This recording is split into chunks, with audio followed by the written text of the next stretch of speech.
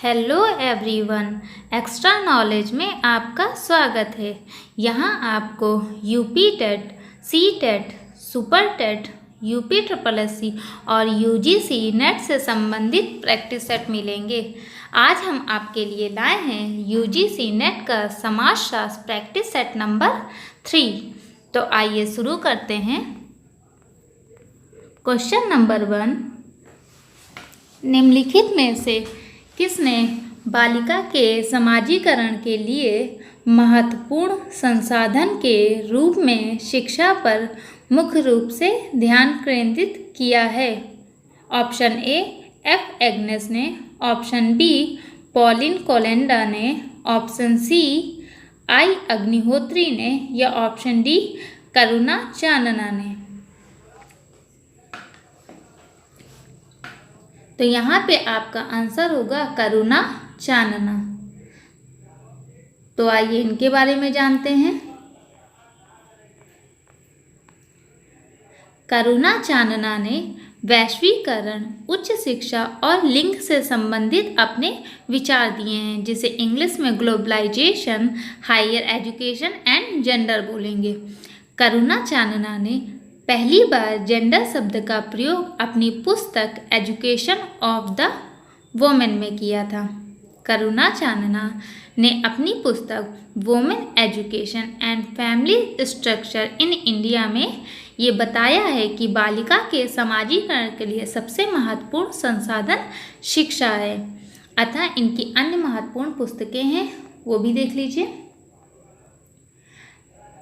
पहली पुस्तक का नेम है transformative links between higher and basic education. Number 2 पुस्तक interrogating women education, bounded visions, expanding horizons. Number 3 इनकी पुस्तक का नेम है socialisation, education and women exploration in gender identity. And number 4 इनकी पुस्तक है inclusive and exclusive study of women and man in police. ये इनकी 4-5 पुस्तकें याद रखिएगा, क्योंकि आप किसी भी चाहे प्रैक्टिस सेट उठा के देख लीजिए, आपका करुणा चानना के विषय में एक क्वेश्चन जरूर पूछ लिया जाता है। तो आइए अब देखते हैं आपका क्वेश्चन नंबर 2। निम्नलिखित में से कौन सी कृति लीला दुबे की नहीं है? Option A reflection on the women's movement in India, option B women and kinship, option C anthropological exploration in gender या option D matriliny and Islam. तो यहाँ पे आपका आंसर होगा option A reflection on the women's movement in India. ये लीला दुबे की book नहीं है। आइए अब जान लेते हैं लीला दुबे के बारे में, क्योंकि इससे भी रिलेटेड क्वेश्चन जरूर पूछा जाता है। लीला दुबे जिनका जन्म मतलब पूरा लाइफ टाइम पीरियड उनका 1923 से लेके सन 2012 तक था। ये एक मानव विज्ञानी और नारीवादी विद्वान थी। इन्होंने अपना जो अध्ययन है वो रिश्तेदारी और महिलाओं के विषय में किया। भारत सरकार 1974 में महिलाओं की स्थिति पर समिति की टूवर्ड्स इक्वलिटी रिपोर्ट को आकार देने में इनकी महत्वपूर्ण भूमिका रही। अब इनकी पुस्तकें जान लेते हैं। पहली पुस्तक का नाम है visibility and power, essay on women in society and development. मतलब हिंदी में अगर आ जाए तो दृश्यता और शक्ति, महिलाओं और समाज पर निबंध और विकास। ये इनकी पहली पुस्तक है। इनकी सेकंड पुस्तक एंथ्रोपोलॉजिकल एक्सप्लोरेशन इन जेंडर, इसमें इन्होंने भारत में नारीवादी और नरविज्ञान में एक महत्वपूर्ण योगदान के विषय में लिखा है। नंबर 3 पुस्तक है इनकी वोमेन एंड किनशिप और नंबर 4 इनकी पुस्तक है मैट्रिलिनी एंड इस्लाम। इन्हें लीला दुबे को अपने कार्यों के लिए कुछ पुरस्कार भी मिले हैं, जिसमें से इन्हें पहला पुरस्कार सन 2009 में उन्हें सन 2005 के लिए यूजीसी का स्वामी परमानंद सरस्वती पुरस्कार दिया गया और सन 2007 में उन्हें इंडियन सोशियोलॉजिकल सोसाइटी का लाइफ टाइम अचीवमेंट अवार्ड मिला। तो इन्हें 2 अवार्ड मिले, पहले सन 2007 वाला, फिर सन 2009 में, जो कि सन 2005 के यूजीसी का स्वामी परमानंद पुरस्कार दिया गया। आइए बढ़ते अपने क्वेश्चन नंबर 3 की तरफ। भारत में दोहरी रिपोर्टिंग प्रणाली के पद्धति विज्ञान का संबंध है। ऑप्शन ए महत्वपूर्ण पंजीकरण प्रणाली से, ऑप्शन बी राष्ट्रीय परिदृश्य सर्वेक्षण से, ऑप्शन सी प्रतिदर्श पंजीकरण प्रणाली से, या ऑप्शन डी जनगणना से। तो यहाँ पे आपका आंसर होगा ऑप्शन सी प्रतिदर्श पंजीकरण प्रणाली से। आइए अब देखते हैं कि प्रतिदर्श पंजीकरण प्रणाली क्या होती है। प्रतिदर्श पंजीकरण प्रणाली को नमूना पंजीकरण प्रणाली या सैंपल रजिस्ट्रेशन सिस्टम SRS बोलते हैं।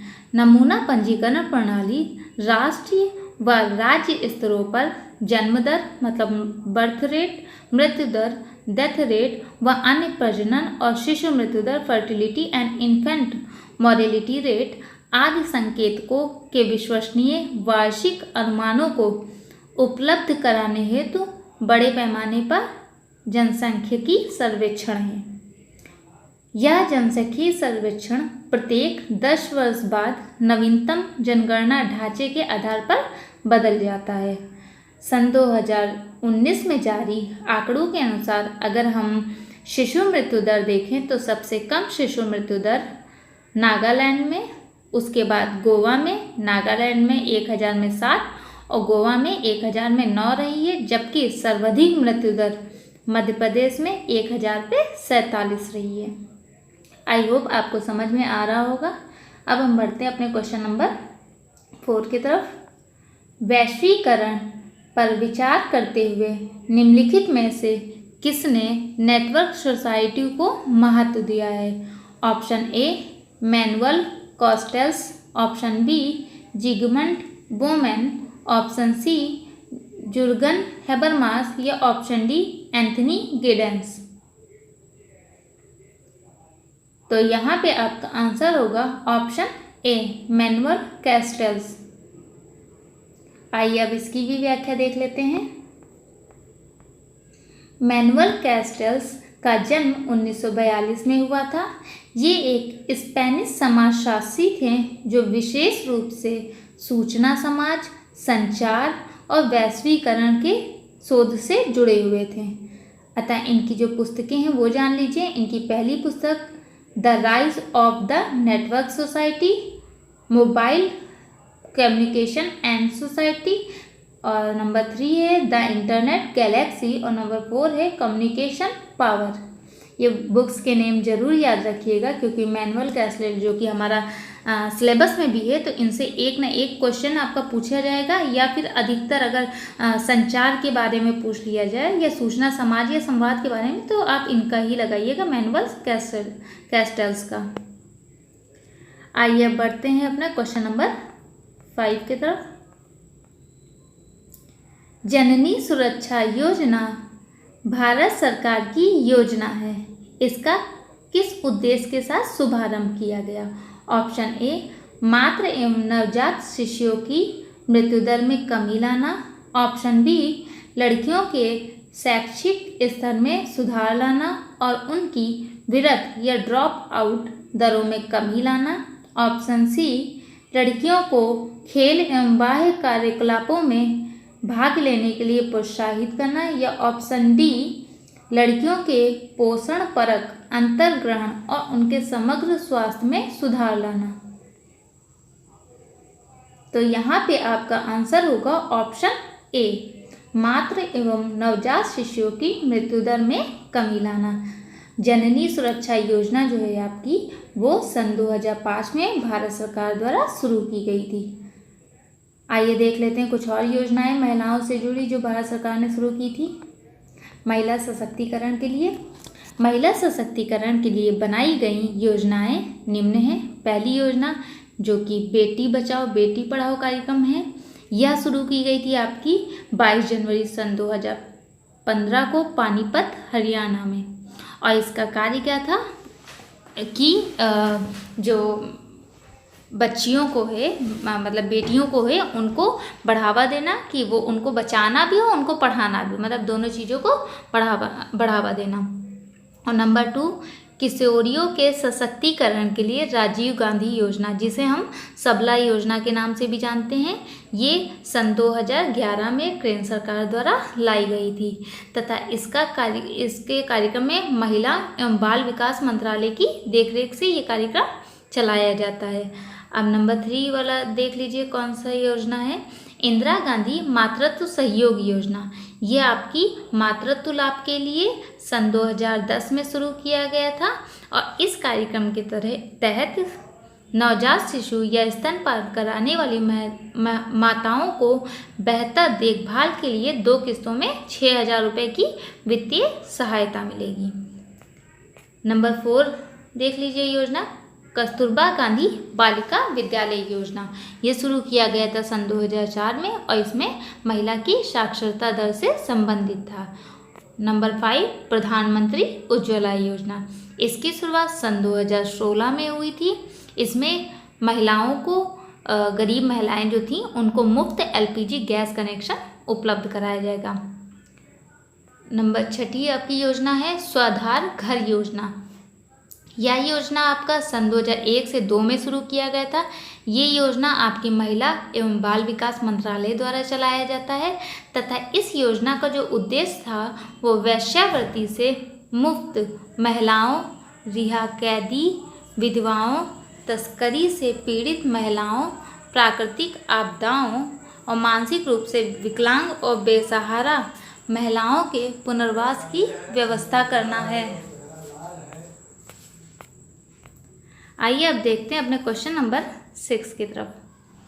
किसने जीवन व्रत दृष्टिकोण का एक वैभिन्न, जिसे साहित्यिक लोकगाथा कहा जाता है, विकसित किया? ऑप्शन ए थॉमस और जेनेन की, ऑप्शन बी डाल्बी और स्टॉहल, ऑप्शन सी बर्टम या ऑप्शन डी फ्रीमैन। तो यहाँ पे आपका आंसर होगा ऑप्शन ए थॉमस और जेनेन की। आइए अब देखते हैं अपने क्वेश्चन नंबर 7 की तरफ। निम्नलिखित में से किसने यह तर्क दिया कि सभी संरचनाएं सामाजिक प्रणाली के कार्य कारण के लिए अपरिहार्य नहीं हैं? Option A Parsons, option B Giddens, option C Merton या ऑप्शन डी सिमेल। तो यहाँ आपका आंसर होगा ऑप्शन सी मर्टन। आइए अब बढ़ते हैं अपने क्वेश्चन नंबर 8 की तरफ। किसने भूमिका संबंधों के संक्षिप्तीकरण को भूमिका विन्यास में भूमिकाओं को व्यक्त करने का एक तंत्र के रूप में प्रतिपादित किया है? Option A Talcott Parsons, option B SF Nadel, option C Levi Strauss या ऑप्शन डी RK मर्टन। तो यहाँ पे आपका आंसर होगा ऑप्शन डी RK मर्टन। आइए अब जान लेते हैं भूमिका विन्यास के बारे में। एक विशिष्ट सामाजिक परिस्थिति के साथ, मतलब परिस्थिति मतलब स्टेटस के साथ जुड़ी कई भूमिकाओं के समुच्चय को भूमिका विन्यास या भूमिका पुंज कहते हैं। किसी भी सामाजिक परिस्थिति में एक व्यक्ति अनेक सामाजिक संबंधों से घिरा रहता है, जो व्यक्ति के लिए उस सामाजिक परिस्थितियों में सामान्यता आवश्यक होते हैं। अतः इस अवधारणा का प्रयोग RK मर्टन ने किया था। तो ऊपर जो क्वेश्चन पूछा गया वो आपका भूमिका विन्यास से ही संबंधित है, इसलिए वहाँ पे आंसर आपका RK मर्टन होगा। आइए बढ़ते हैं अपने क्वेश्चन नंबर 9 की तरफ। किसने जनसंख्या के निश्चयात्मक और निवारक निरोध की बात की है? Option A K Davis, option B Glass Robert, option C Malthus या ऑप्शन डी फ्रैंक नोटेस्टीन। तो यहाँ पे आपका आंसर होगा ऑप्शन सी, माल्थस। माल्थस ने आपका बताया है कि जो जनसंख्या है वो हमारे जनसंख्या की जो वृद्धि है वो हमारी गुणोत्तर वृद्धि से हो रही है, मतलब 2, 4, 6, 8 इस तरह से जनसंख्या वृद्धि हो रही है। और जो हमारे संसाधन हैं उनकी वृद्धि अंगगणितीय, मतलब 1, 2, 3, 4 ऐसे बढ़ रहे हैं, जो आगे चल के जनसंख्या विस्फोट का कारण होगा। ये माल्थस ने बताया है। आई होप आपको समझ में आ रहा होगा। अब बढ़ते हैं अपने क्वेश्चन नंबर और सबसे लास्ट क्वेश्चन की तरफ। Question number 10। एल ड्यूमा के अनुसार निम्नलिखित में से कौन जातियों के बीच संरचनात्मक दूरी बनाए रखने में सहायक होता है? ऑप्शन ए भूमि स्वामित्व, ऑप्शन बी आर्थिक परिस्थिति, ऑप्शन सी शुद्धता और प्रदूषण, या ऑप्शन डी राजनीतिक सत्ता। तो यहाँ पे आपका आंसर होगा ऑप्शन सी, प्रदूषण, शुद्धता और प्रदूषण। आइए अब देख लेते हैं एल ड्यूमा के अनुसार उन्होंने जाति को किस प्रकार से बताया है। एल ड्यूमा फ्रांसीसी मानवशास्त्री कॉन्ट्रीब्यूशन टू इंडियन सोशियोलॉजी नामक पत्रिका के सह संस्थापक थे। लुइस ड्यूमा ने भारतीय सामाजिक व्यवस्था का विधिवत ढंग से अध्ययन किया है तथा उन्होंने अपनी पुस्तक होमो हायरार्की में, जो कि 1970 में आई थी, में लिखा है कि भारत एक ऐसा धार्मिक समाज है जो जाति व्यवस्था के शुद्ध संस्करण व्यवस्था पर आधारित है। मतलब छुआछूत और ये सब जाति व्यवस्था पे ही आधारित है। तो उन्होंने यही चीज़ अपनी पुस्तक होमो हायरार्की में बताया है। लुइस ड्यूमा ने जाति व्यवस्था का समस्त विश्लेषण पवित्रता और अपवित्रता, मतलब सुचिता एवं प्रदूषण, या सुचिता और असुचिता की विचारधारा पर आधारित किया है।